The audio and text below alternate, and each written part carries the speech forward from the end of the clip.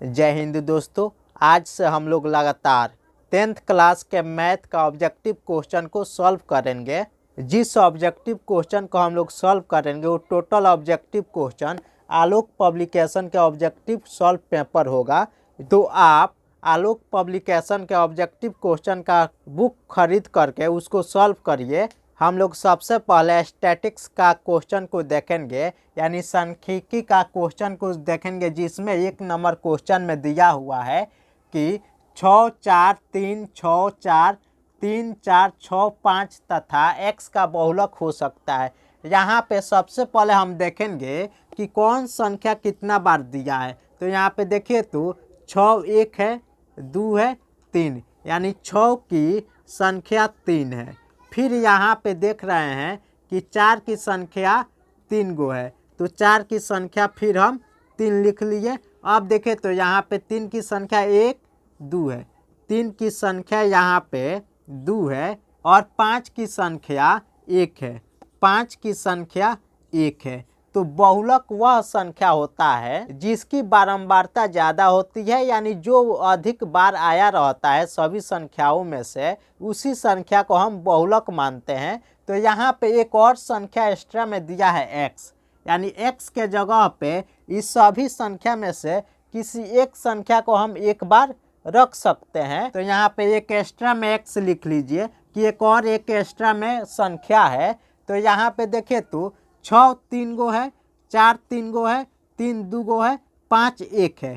तो option number A में दिया है सिर्फ 5। तो देखिए तो 5 की संख्या 1 है, तो यहाँ पे अगर x के जगह पे एक और हम 5 दे देते हैं तो 5 की संख्या 2 ही हुआ।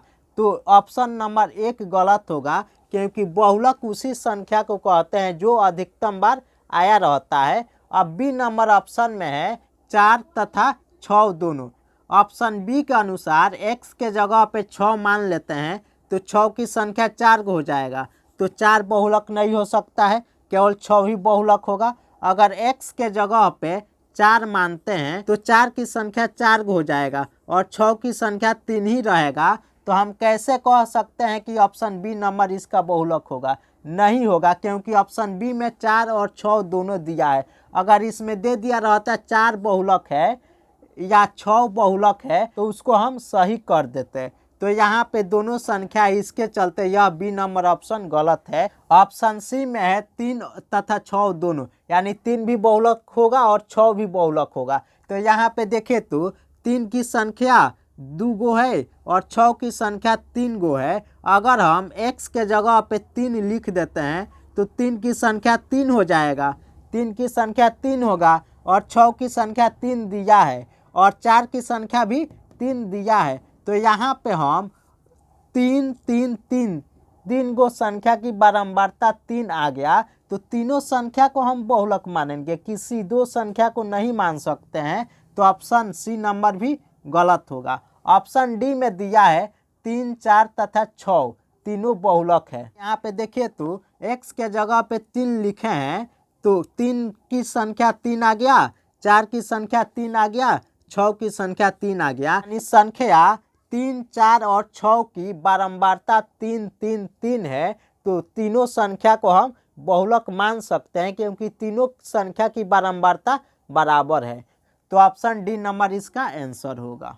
क्वेश्चन नंबर 2 में दिया है प्रथम 10 सम प्राकृत संख्याओं का माध्य है।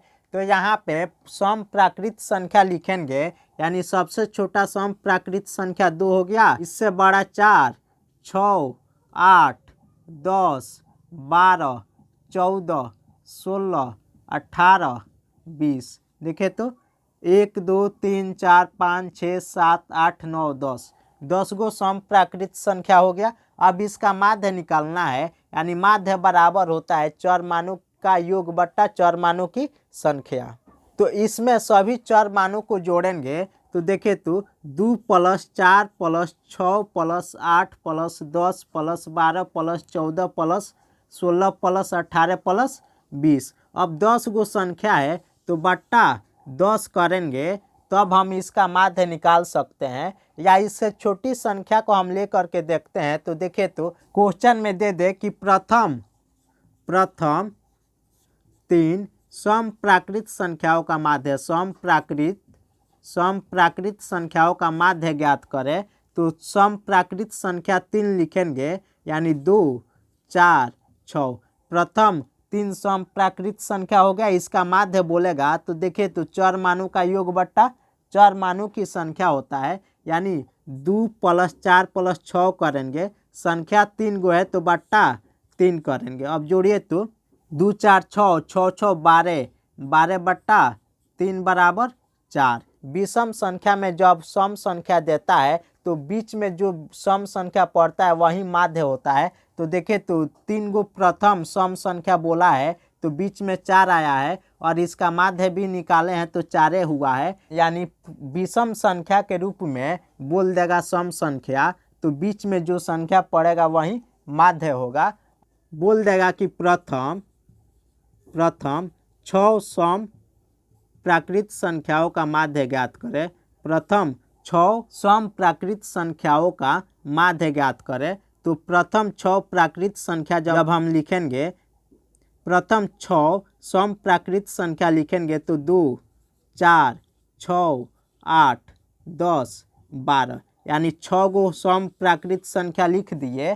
तो यहाँ पे देखिए तो इसका माध्य निकालना है, सभी संख्याओं को जोड़ेंगे, यानी 2, 4, 6 हो गया, 6, 6, 12, 12, 8, 20, 20, 10, 30, 30, 12, 42, 42 बट्टा 6 करेंगे तो 7 होगा, यानी प्रथम 6 सम प्राकृत संख्याओं का माध्य 7 हो गया। सम प्राकृत संख्या दे देता है तो उसका माध्य निकालते हैं। तो देखिए यहाँ पे तो 2 संख्या बाएं साइड में, 2 संख्या दाएं साइड में हम अलग कर दिए, बीच में 6 और 8 बचा। 2 संख्या जो बचा है इसी दोनों संख्याओं को जोड़ के जब 2 से भाग कर देते हैं तो माध्य निकल जाता है। इसी तरह यहाँ पे बोला है कि 10 सम प्राकृत संख्याओं का माध्य ज्ञात करें।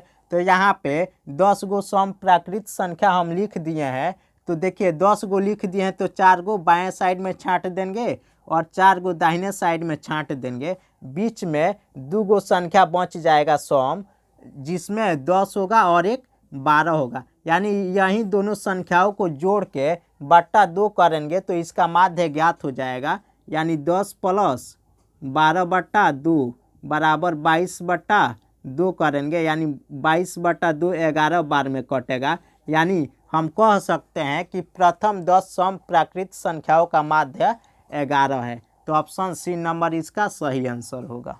क्वेश्चन नंबर 3 में दिया है तोरण खींचने के लिए वर्ग अंतरालों का होना चाहिए, यानी तोरण खींचा जाता है उस समय वर्ग अंतराल किस रूप में होना चाहिए। ए में दिया है समावेशिक, बी में दिया है अपवर्जी, सी में दिया है दोनों ए तथा बी, यानी ए भी होगा और बी भी होगा, दोनों होगा, डी में दिया है इनमें से कोई नहीं। तो यहाँ पे सबसे पहले समझना है कि वर्ग अंतरालों का होना चाहिए कैसा होना चाहिए, कि अपवर्जी किस वर्ग अंतराल को बोलते हैं और समावेशिक किस वर्ग अंतराल को बोलते हैं। सबसे पहले हम लोग समावेशिक को समझेंगे। तो समावेशिक में हम वर्ग अंतराल ले लेते हैं 5 से 11 और 12 से 18, 19 से 25। यहाँ पे समावेशिक में वर्ग अंतराल ले लिए। अब अपवर्जी में वर्ग अंतराल लेंगे तो यहाँ पे हम ले सकते हैं 0 से 10, 10 से 20, 20 से 30। अब यहाँ पे देखिए इसको जो समावेशिक में वर्ग अंतराल है इसको अपवर्जी में चेंज करके हम इसका तोरण खींच सकते हैं, और जो अपवर्जी में दिया है इसी वर्ग अंतराल पे हम तोरण खींच सकते हैं। तो इसलिए तोरण खींचने के लिए समावेशिक और अपवर्जी दोनों प्रकार के वर्ग अंतरालों का यूज करके हम खींच सकते हैं। तो ऑप्शन सी नंबर इसका आंसर होगा।